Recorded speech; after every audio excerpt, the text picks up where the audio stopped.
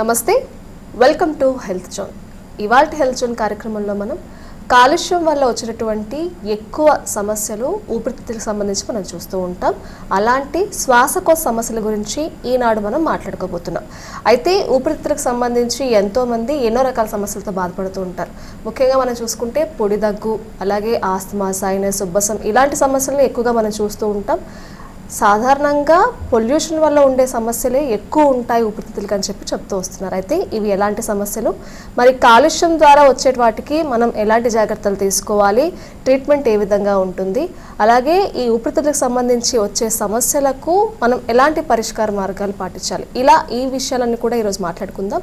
మరి మీరెవరైనా కూడా శ్వాసకోశ సమస్యలతో బాధపడుతున్నట్లయితే కనుక ఈనాటి కార్యక్రమంలో శ్వాసకోశ సమస్యల గురించి చక్కని విషయాలు తెలియజేయడానికి మనతో పాటు ఉన్నారు డాక్టర్ రవీందర్ గారు, senior pulmonologist, chairman, Ravinder hospitals, Dilsukh Nagar. వారితో మాట్లాడతాం. నమస్తే సార్. నమస్తే. సో ఫస్ట్లీ చాలా మందిలో మనం చూస్తాము, అంటే శ్వాసకోశ సమస్యలతో ఎక్కువ మంది బాధపడుతూ ఉన్నారు. అయితే అందులో కాలుష్యం వల్ల వచ్చేవి ఎంత శాతం ఉంటాయి?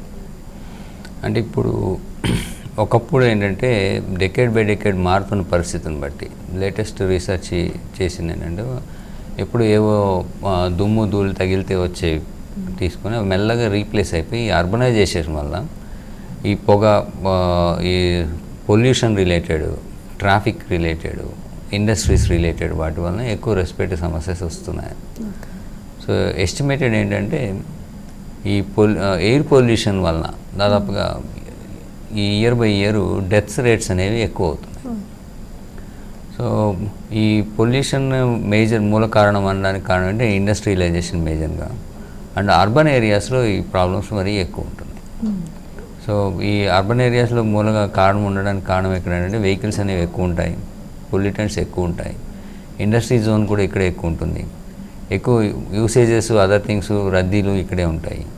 సో వీటి వలన ఎక్కువగా వస్తూ ఉంటుంది, ఎక్కువ ఎఫెక్ట్ అవుతున్నారు. ఒకప్పుడు సిగరెట్ స్మోక్ వలన మాత్రమే ఈ లంగ్ ప్రాబ్లమ్స్ వస్తాయి, సిఓపిడి అనేది. ఇప్పుడు కొన్ని కంట్రీస్లో not only cigarette smoke, major కారణాలు ఏంటంటే ఈ బయోమాస్ ఫ్యూయల్ వాడటం వలన, కుకింగ్ అప్పుడు ఈ వంట చెరకాయ వాడతారు, వాటిని వాడటం వలన, అలానే ఈ asthma like symptoms, chronic respiratory diseases ఏవైతే ఉన్నాయో అవి ఒకప్పుడు జెనెటికల్గా సీజన్లో చలి వలన అట్లా వచ్చేవైతే ఇప్పుడు ఇవి ఈ పొల్యూషన్ వలన ఎక్కువ అవుతున్నాయి అని చెప్పి ఇప్పుడు స్టాటిస్టిక్స్ చెప్తున్నాయి. అయితే మన కంట్రీలో, ఎస్పెషల్లీ ఇండియా లాంటి కంట్రీ తీసుకుంటే ఈ ఆస్తమా, సిఓపిడి ఓన్లీ 2 కండిషన్స్ తీసుకుంటే దాదాపుగా 90 మిలియన్ పీపుల్ ఈ జబ్బుతో బాధపడుతున్నారు.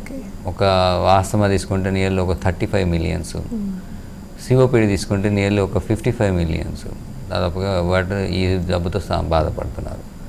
అండ్ ఈ రెస్పిరేటరీ రిలేటెడ్, ఎస్పెషల్లీ సిఓపిడి తీసుకుంటే ఇండియాలో that is the second most morbidity and mortality condition. Mortality అంటే చనిపోతున్నాయి.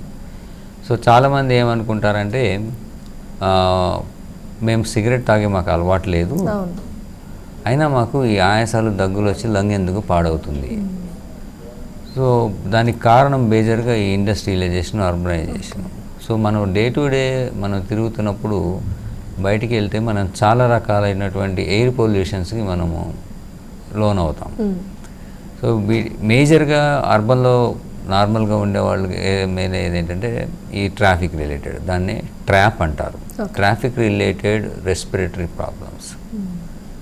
సో ఈ పల్మనరీ ప్రాబ్లమ్స్ అండ్ ఆస్తమా ఇవన్నీ వస్తుంటాయి. ఈ వీటిలో ఏంటంటే సాధారణంగా సో మెనీ కెమికల్స్ రిలీజ్ అవుతుంటాయి. సో ఈ బేసిక్గా హైడ్రోకార్బన్స్, ఫాజిల్ ఫ్యూయల్ ఎక్కువగా వాడతాము. ఈ ఫాజిల్ ఫ్యూయల్ బర్న్ అవటం వలన రకరకాల కెమికల్స్ రిలీజ్ అవటం వలన ఈ కార్బన్ మోనాక్సైడ్, కార్బన్ డైఆక్సైడ్ పెరగటం వల్ల కానీ, sulphur dioxide, sulphur related things, ozone, నైట్రోజో అమాన్స్, ఈ నైట్రిక్ కాంపౌండ్స్ ఇవన్నీ ఎక్కువగా మనం ఎక్స్పోజ్ అవ్వటం వలన ఇవి ఎక్కువ రెస్పిరేటరీ ప్రాబ్లమ్స్ వస్తున్నాయి. అపార్ట్ ఫ్రమ్ దట్ క్యాన్సర్స్ కూడా ఎక్కువ అవుతున్నాయి పొల్యూషన్ వలన. అంటే ఊపిరితిత్తులకి ఎఫెక్ట్ అవ్వడం వల్ల ఊపిరితిత్తులకు వచ్చే క్యాన్సర్ అనుకోవచ్చు. ఊపిరితిత్తుల క్యాన్సర్ కానీ వేరే అదర్ బాడీ ఆర్గాన్స్ క్యాన్సర్స్ కూడా ఈ పొల్యూషన్ వలన ఎక్కువ